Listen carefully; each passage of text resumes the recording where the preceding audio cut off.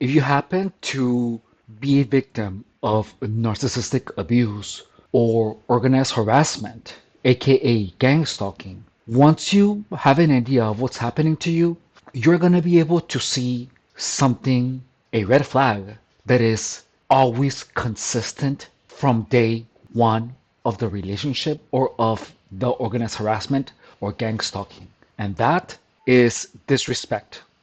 The disrespect is always there. There's always a violation of your boundaries. And something happens where if someone gets comfortable violating your boundaries, that's because the person who's violating your boundaries knows that you're not going to do anything to stop it. That's why narcissists, sociopaths, and psychopaths feel comfortable violating your boundaries because you don't enforce them. And look, I'm going to be the first one to admit to it. The truth is that, look, what I'm about to say is going to come off, it's going to make some people upset. But look, I'm here to be brutally honest with you. Not defending your boundaries is when you trust someone so much that you don't see that they are abusing you. I'm saying that it might come off, it might offend some people because a lot of people like to call blind trust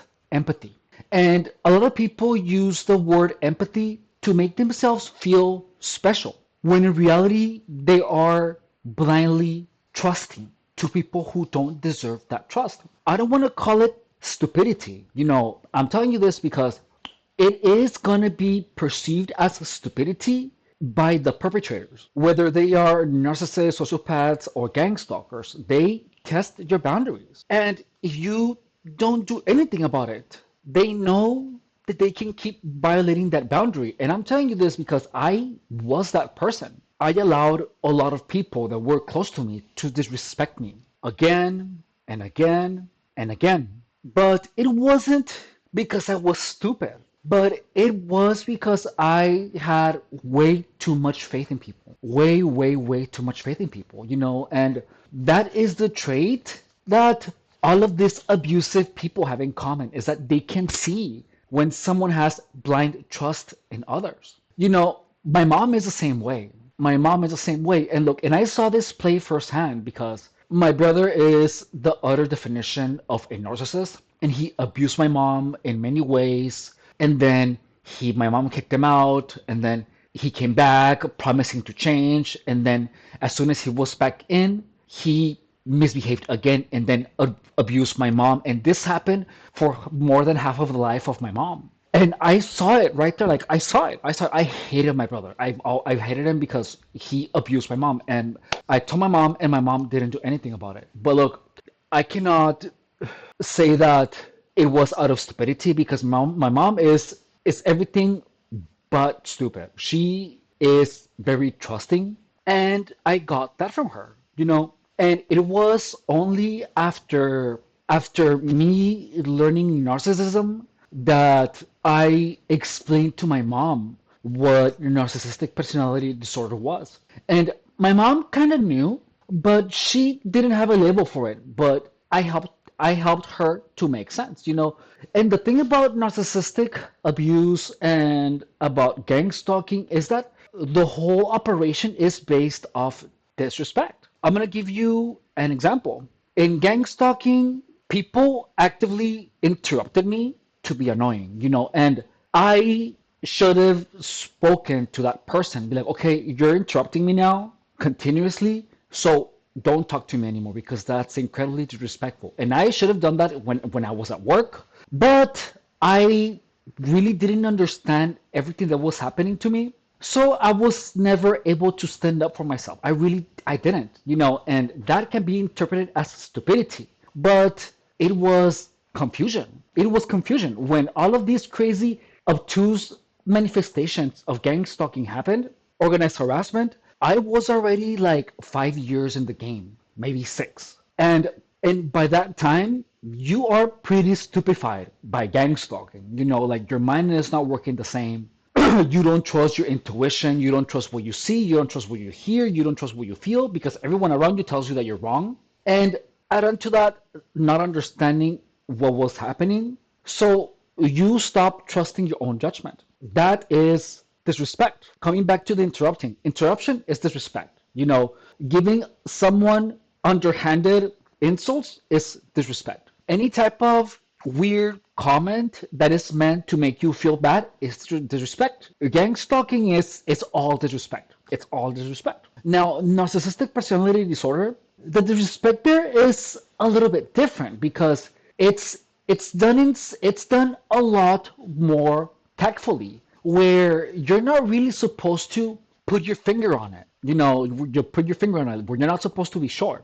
For example, I was being late and making an excuse of why you're late. Like being late was one of the things that I didn't put up with, but my narcissistic ex convinced me to put up to it because he said, "Oh, I don't have any control over this. I just get in the zone and I continue working." And I believed it. I believed it. And that's the one thing. It's like if I can be on time to meet someone, anything that is not that is a disrespect. Is a form of disrespect.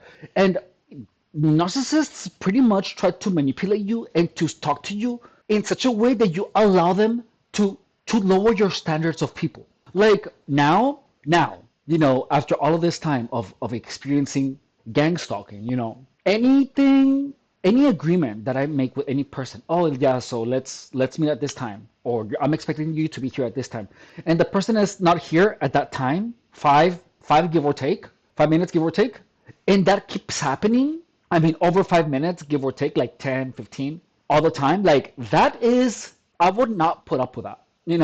And in gang stalking, I'm gonna tell you something that happens to you in gang stalking. If you're being gang stalked, people are gonna invite you to their places, to their house to hang out, and they're not gonna open the door for like 20 minutes. They're not, maybe 30, while they are in their house. So I didn't respect myself enough when that was happening to the point where I said I was gonna leave. And look, and the funny thing is that whenever I said, "Oh, I'm leaving because you're being too late," as soon as I had driven off, then they opened. They messaged me, "Oh, hey, where are you?" I'm like, "Oh, I already left." And then, but I stupid me went back. So if you are a victim of organized harassment, not allowing anyone to disrespect you is gonna cut off most of the gang stalking, because gang stalking is disrespect based. And narcissists will slowly manipulate into you allowing them to disrespect you. And over time, the disrespect gets greater and greater and greater to the point where you have no respect for yourself, where you start respecting the person that is pretty much lowering your standards with yourself instead of helping you be more. You start giving more importance to the narcissist than to your own standards. Look, one time, actually, this has happened to me several times where I agreed to meet someone, not with the intention of having intimacy. And the person really said, "Oh, come on." And then, like, I just allowed them to do it. You know what I mean? Where that was not my intention. And I allowed the disrespect. I allowed it. So a lot of these people that I saw, and that they respected me in that way, at the end, they harassed me in one way or another years later. So my mistake was allowing them to disrespect me in any way, shape, or form from the first time. So after a while where you allow so many people to disrespect you, you start lowering your own standards because you feel less valuable. Like you start taking care of your looks, of yourself. I'm not sure if you guys remember that, but when I got here, like even on my previous video, where my like 3 or 4 videos ago, this one that you see How on the to screen. expose gang stalking, because that's not going to help you. You look up how to report people. Like if you know that someone is involved in some type of harassment, Like me knowing that the entire world is gonna look at me like this, and I'm taking the time out of my day to make these videos, and I don't take the time to do my hair, to adjust the lighting, to look okay, I have never ever been like that. Never. So the way that you stop caring about the way that you present yourself to the world. And I'm telling you this because that's exactly what happened to me. And you can see it here. You know what I mean? Like now in the videos, it's like I feel like me now. Like I actually feel like I look like myself. Like I actually care for the perception that I put on the world, my image. And for me, my image has always been super important. But look at this guy. Look at this picture, guys. So, dude, how old is this picture? Well, I don't know how old this picture is, but this is me a long time ago, dude. This is such a good picture. So this was a long time ago in my go-go dancing days. And look, guys, this is me. This is baby Efren, dude. Dude, look at that picture. Oh my god, I can't believe I was so young back then. I look so freaking different, right? That's crazy. I didn't have braces back then. That's why my face looks all weird. And that was before I knew what a tanning bed was. I was so freaking pale. I love this picture. Oh my god. That was during my first gay pride. Like, notice that like my smile lines, dude, I've always had them. Like always had my smile lines. And I think this was when I turned 25. Aww. I love looking at these pictures. Oh my god, dude. Okay, that's enough. Well, if you refuse to be disrespected, you're never gonna have to deal with narcissism of gang stalking. However, what you will encounter is people trying to disrespect you, trying to somehow tell you that they are more valuable than you, or that you're nothing. For example, when I said no, and this person insisted in having intimacy, and I said no, and I allowed the person, even after I said no, that is me allowing someone to degrade me. You know what I mean? And my allowing my ex to convince me that it was okay to disrespect my time. That is me allowing someone to to devalue myself in my own eyes. Going back to someone's house after I had left because they took too long to open in the first place, they are disrespecting my time. And when they said, hey, come in, and I drove back, that is me allowing them to disrespect me. In gang stalking, if you don't allow people to disrespect you, most of the gang stalking cannot happen. In narcissistic relationships, if you don't allow the narcissist to disrespect you, I don't know what's going to happen. But look, the truth is that this is the truth. I have the inclination or the suspicion that if you're with a narcissist and you don't allow them to devalue you, two things are going to happen. Or that person, or you're going to straighten out the narcissist, or the narcissist is going to leave, or you are going to leave the narcissist. One of the three. But if you do not allow the narcissist to disrespect you, I honestly have the assumption that they're going to end up cheating or getting ugly. But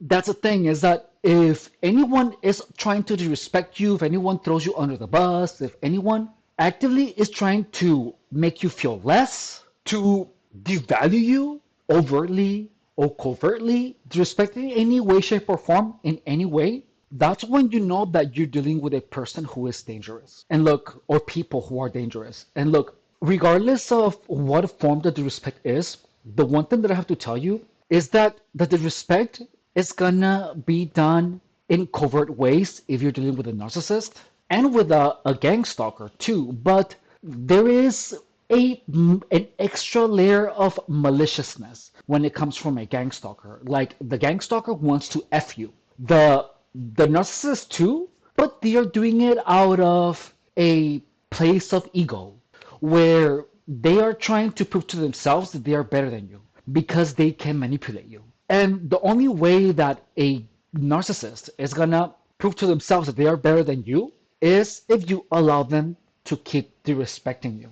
Gang stalkers will work your reasoning, your logic, your emotions with the intention of making you allow them to do what they want with you. Because in the end, narcissists get with a victim so that they can prove to themselves that they are better than the victim.